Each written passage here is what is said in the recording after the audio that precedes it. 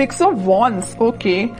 Starting off the week ही आप कोई विक्ट्री देखने वाले हो, कोई तो भी सक्सेस आपके पास आना चाह रही है और आ सकती है। आप काफी टाइम से अगर किसी पर्सन के कम्युनिकेशन का वेट कर रहे थे तो वो भी हो सकता है।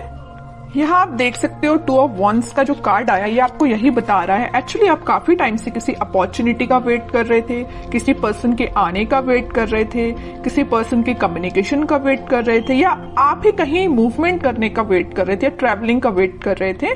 तो ये सारी चीजें ना आप इस वीक में देख सकते हो, मीन्स आप स्टार्ट हो सकती हैं। ठीक है, ट्रेवल करना चाहते हो तो ट्रेवलिंग भी इन्वॉल्वमेंट दिख रहा है मुझे। हाँ, किसी अपॉर्चुनिटी, रिसोर्सेस, सारी चीजें आती हुई दिख रही है। कोई पर्सन आपके साइड मूवमेंट लेते हुए दिख रहा है ना। बाकी और कार्ड्स निकालते हैं तो क्लैरिफाई हो जाएंगी चीजें। बाकी बहुत ही पॉजिटिव तरीके से स्टार्टिंग ऑफ द वीक हो रही है क्योंकि 6 ऑफ वॉन्ड्स पहले ही निकल के आ गया है। किंग ऑफ कप्स, देखिए मैंने स्टार्टिंग ऑफ द रीडिंग ही बोल दिया था आपको कि आप किसी ऑफर का वेट कर रहे हैं, आप किसी पर्सन का वेट कर रहे हैं, तो वो पर्सन आपके साइड मूवमेंट लेने के लिए निकल चुका है। इस वीक में वो आपसे कम्युनिकेशन कर सकते हैं। आप जिस कप को लेके बैठे हुए तो मे बी वो कप आपका फुल करने आ सकते हैं।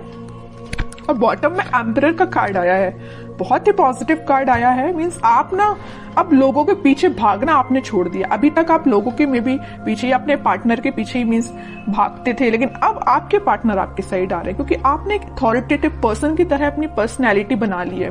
मीन्स आप ना अपनी मेंटालिटी इस टाइप की बना ली है कि जिसको आना है आपकी लाइफ में आए, जिसको जाना है जाए, यू डोंट केयर। अच्छी चीज है, इस एम्परर मोड में ही रहना है। आप बता दूं, वापस से किसी नेगेटिव सिचुएशन में नहीं जाना है। अगर पॉजिटिव शिफ्ट आप अपने अंदर लेके आए हो ना तो उसको मेंटेन करके रखिए, और नहीं लाए हो तो लेके आइए, एम्परर मोड में आइए आप। ये कार्ड आपको यही बताना चाह रहा है। ठीक है, बहुत रह लिया आपने नेगेटिव फेस में, बहुत आपने नेगेटिविटी से डील कर लिया।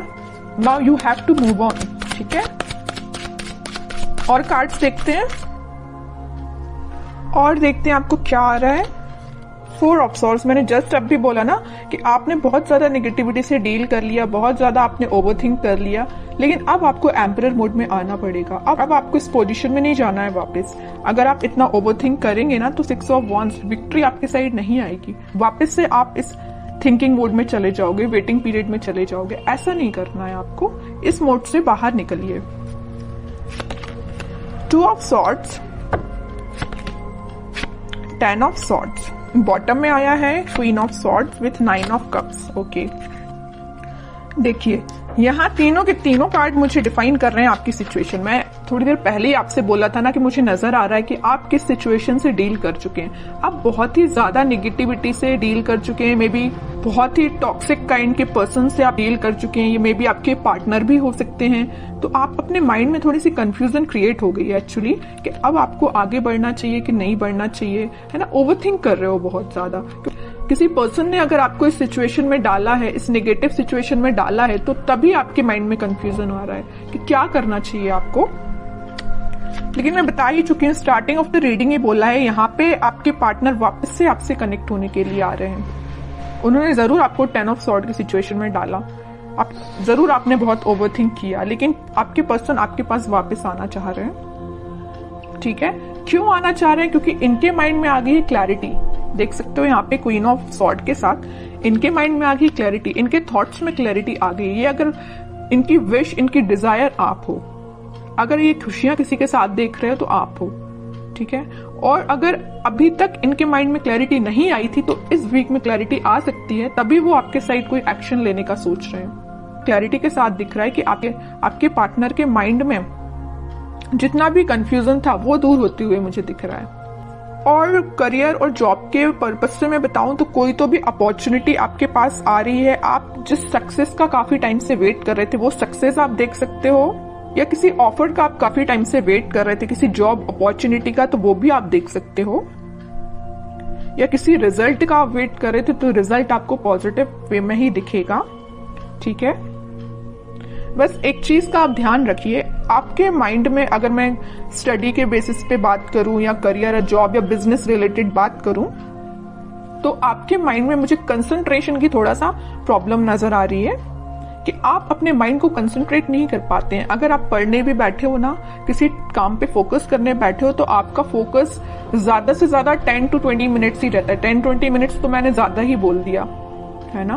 तो मीन्स आपका कंसंट्रेशन पार नहीं बढ़ पा रहा है, मे बी ये प्रॉब्लम आपके साथ हो सकती है। क्यों नहीं हो रहा है ऐसा? ओवर थिंकिंग इसकी वजह है कि आप पढ़ने बैठे नहीं कि आपके माइंड में 10 टाइप के थॉट्स आना स्टार्ट हो जाते हैं। आप कोई काम को करने बैठे नहीं या किसी स्ट्रेटेजी प्लानिंग बनाने बैठे नहीं कि 10 टाइप के थॉट्स आना स्टार्ट हो गए।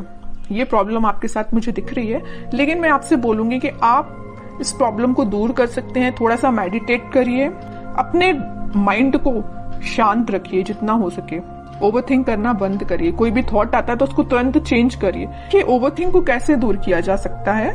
ओवरथिंक को दूर करने के लिए तो सबसे पहले आप मेडिटेट कर सकते हैं, ठीक है।